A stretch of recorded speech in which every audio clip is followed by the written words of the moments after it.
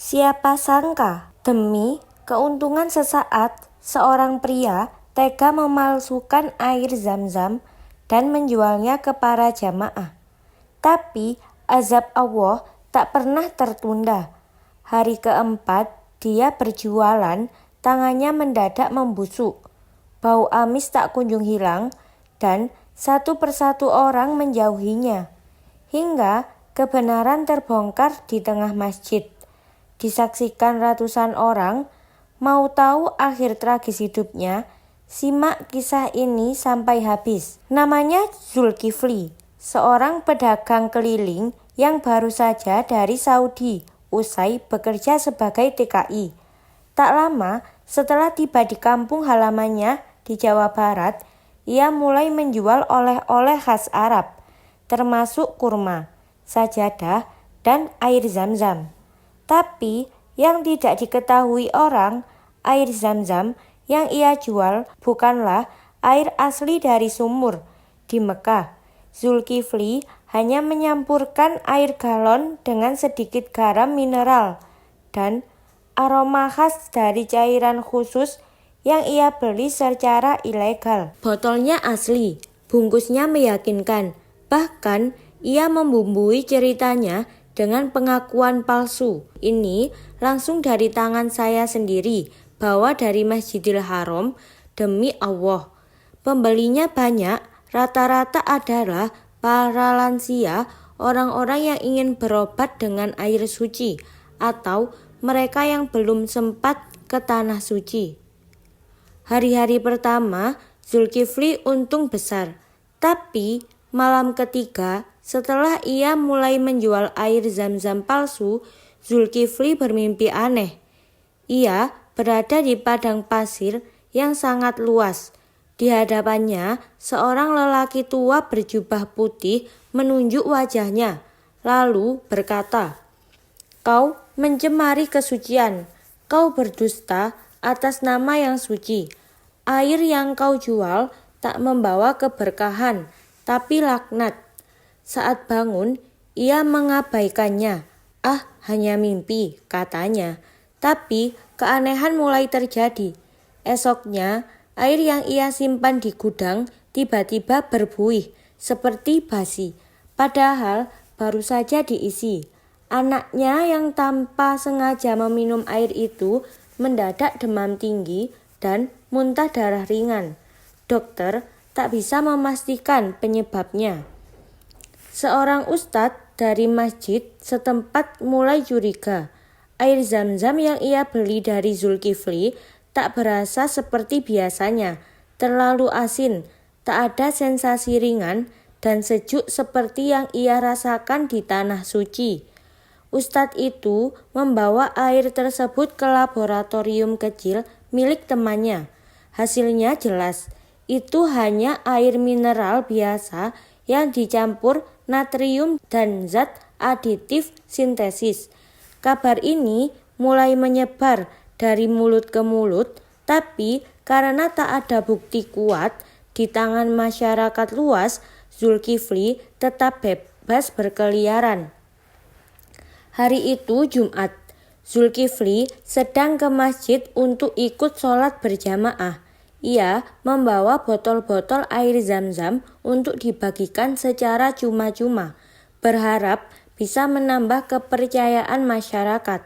Namun, di tengah khutbah Jumat, ustadz yang sudah meneliti air palsu itu berdiri dan berkata lantang, "Saudaraku, di antara kita ada yang telah berdusta atas nama yang suci.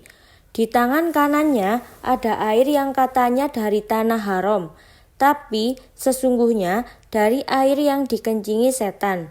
Semua mata menoleh, wajah Zulkifli pucat, botol di tangannya gemetar. Botol itu pun terjatuh, pecah, dan airnya mengeluarkan bau aneh. Tak seperti Zam-Zam yang menenangkan, air itu menimbulkan bau amis. Hari itu, seketika kulit tangan Zulkifli mulai gatal. Dalam 2 hari, telapak tangannya membusuk, seperti terkena penyakit kusta. Istrinya muntah setiap kali mencium aroma tubuhnya. Anaknya tak mau mendekat. Warga menjauhinya. Di malam keempat, ia kembali bermimpi. Kali ini, wajah lelaki tua itu menyala terang dan berkata, "Air yang kau palsukan adalah doa yang diteteskan dari langit. Kau bawa kutukan ke bumi." Zulkifli bangun dengan jeritan. Tangannya mulai menghitam dan membusuk. Tak ada rumah sakit yang bisa menyembuhkannya. Tangannya harus diamputasi. Tak lama setelah itu, Zulkifli jatuh bangkrut. Dagangannya ditinggalkan orang. Tak satu pun dari keluarganya yang peduli.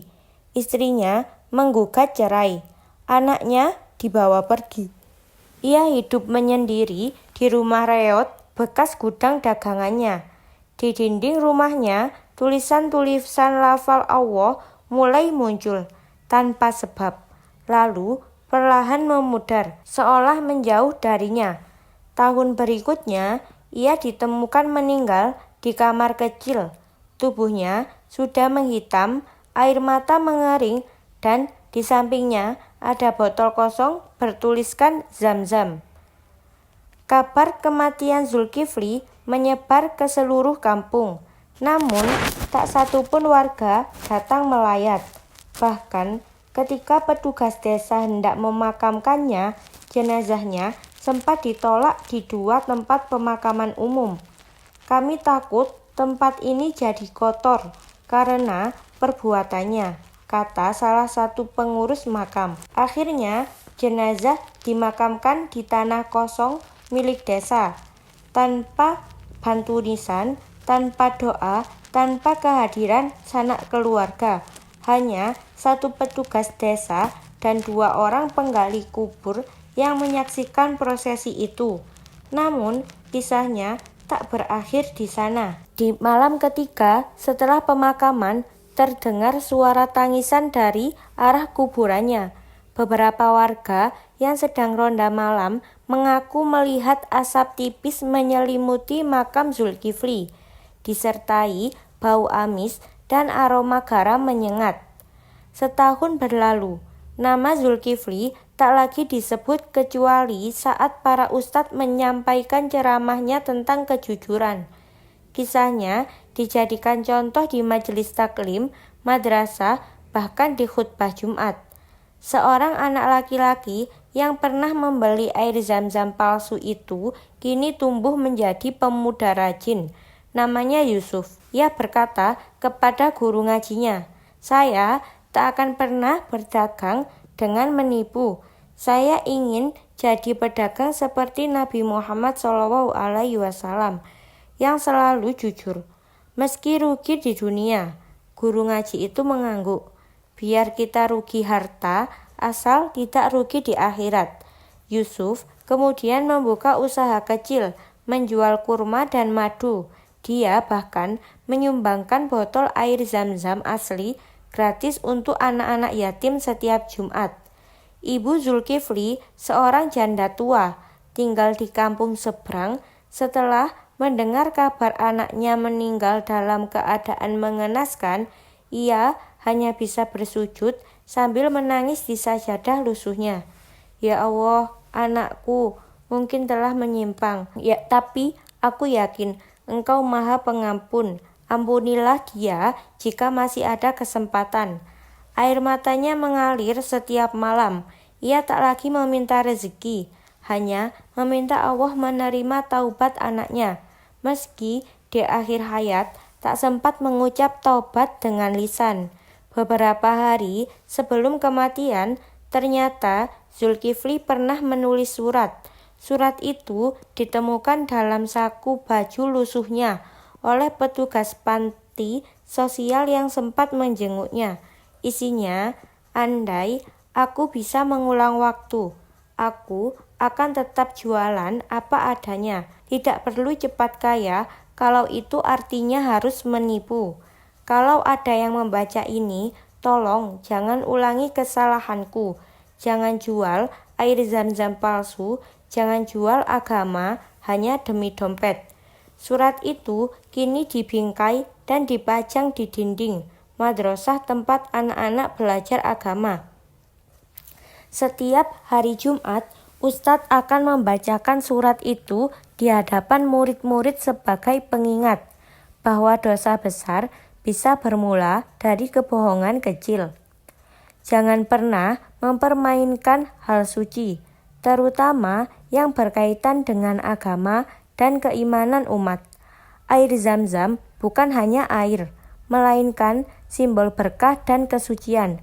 Keuntungan dunia tidak sebanding dengan kerugian akhirat.